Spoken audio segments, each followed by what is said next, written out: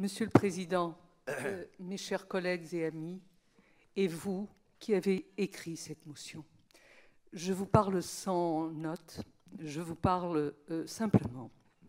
Je vais vous raconter une toute petite histoire et je vous remercie, Monsieur le Président, et à vous tous de me donner quelques minutes de ce temps si précieux ce soir.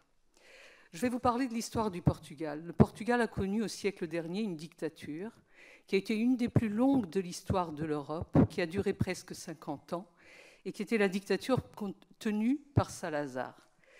Elle était portée par de l'obscurantisme. Cet obscurantisme se traduisait par la fermeture des frontières, par le parti unique, par la police politique, par des emprisonnements arbitraires et par la censure utilisée, la censure culturelle utilisée comme outil de contrôle. Cette histoire-là a conduit à un phénomène migratoire qui était double. Il était à la fois politique et économique, parce que Salazar avait ruiné l'économie du pays et des gens crevaient de faim dans ce pays. Donc c'était là encore une fuite politique. 1 million de Portugais a quitté, sur 7 millions, qui était la population portugaise à l'époque, le pays pour arriver en France entre 1960 et 1974, au moment de la révolution des œillets.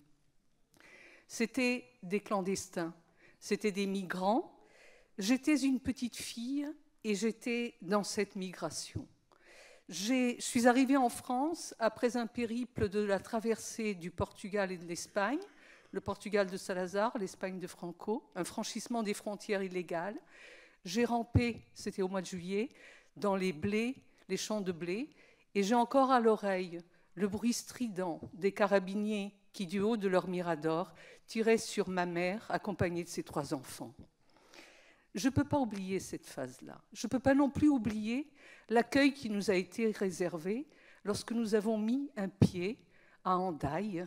Et ce pays, la France, qui a conservé cet héritage du général de Gaulle, suivi par Pompidou, a reçu, a accueilli 1 million de Portugais, dont vous avez dit tout à l'heure qu'ils avaient participé, étaient bien accueillis.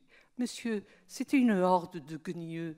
Ils étaient pauvres, c'était des errants, c'était des manants, c'était des moins que rien. Nous nous sommes intégrés. Nous avons fait de ce pays notre pays. Je suis le fruit de cette intégration, je suis le fruit de ce partage, je suis la réussite de ce cadeau que vous m'avez donné, la France, en m'ouvrant vos portes. Aujourd'hui, j'ai reçu la lecture de cette motion comme une catapulte. Vous m'avez blessée, vous m'avez fait mal, et c'est rare qu'on me blesse comme ça.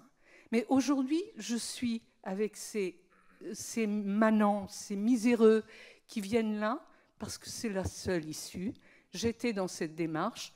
Je serais vraiment particulièrement heurtée si la France écrivait aujourd'hui une régression forte par rapport à ce qu'elle a pu faire il y a 40 ans. Je demande à ce qu'on préserve nos valeurs humanistes, toujours, en toutes choses, et encore plus. Merci beaucoup pour votre écoute.